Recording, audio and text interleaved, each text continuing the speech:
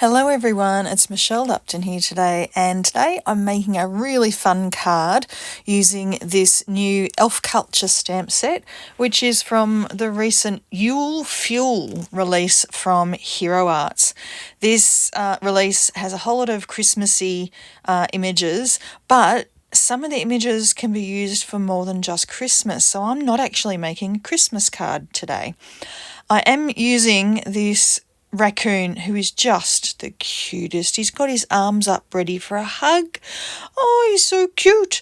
Anyway, I have stamped him 5 times and I'm using the coordinating die to cut him out using my Platinum Scout die cutting machine here. So I've cut all 5 out. Now I'm going to make my background. So I've chosen some cardstock. This is Spellbinders ColorWheel cardstock, and the colours that I've chosen, the pink is Blush, the blue is Breeze, then I've got a yellowy colour which is Beeswax, and then the last colour that I'm choosing right now is the Peridot. I never know how to pronounce that. Is it Peridot or Peridot? I've heard it both ways. Anyway, I've got these 4 colours, and now what I'm doing is I'm just cutting them into rectangles. Now, I'm not being particularly careful about keeping these rectangles all the same size. They are all the same width, but the height of them, I don't really care. And they're going to be chopped off anyway, so it doesn't matter. So I've just got printer paper here that I'm sticking it onto, and I'm just lining them up pretty much just butting into the corners. I'm not trying to make a particular pattern. Some of them I'm putting vertically, some of them I'm putting horizontally. So far I've only put them horizontally, but you can see I'm going to be adding some vertical ones now. But yeah, there was no rhyme or reason to it. I just wanted each one to not be adjacent to the same colour. So that was my main thing. So you can see as I'm adding them, every one, you can see it's lined up with 2 other colours, and those 2 other colours are not the same colour. So I'm just, setting them out in this, it's not exactly random because there is a line right down the middle, but not really taking too much care in terms of where each one goes. And then I'm going to cut this down to a panel that I'm going to put onto my card front.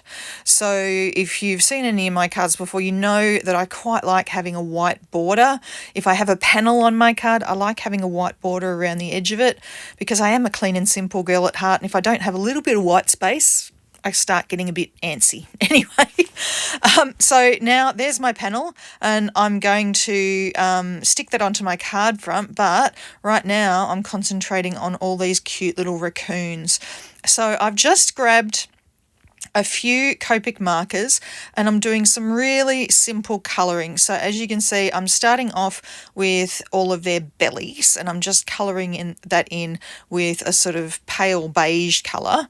And then I'm not going to bore you with colouring in all of them. I'm going to just concentrate on one, and I've zoomed in a bit so you can see what is going on here. This is the darkest brown that I chose.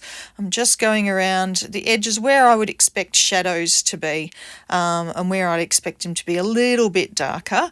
Then I'm going to fill in his nose and fill in a little bit more of his face. I decided to actually add a bit more darkness to his face later on because I didn't really want the rest of his face to be the same as his muzzle.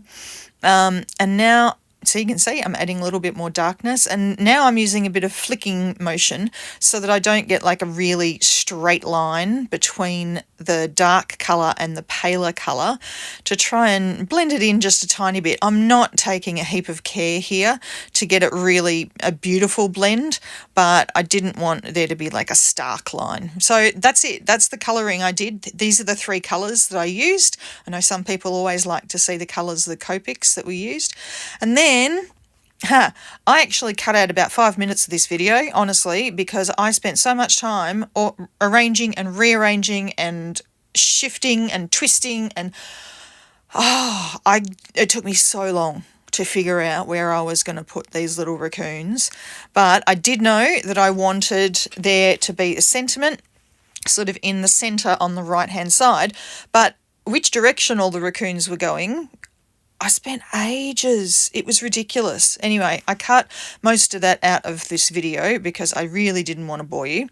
But you'll notice with this sentiment stamp, has some really bold words in it, and it says, does somebody need a hug, which I just love.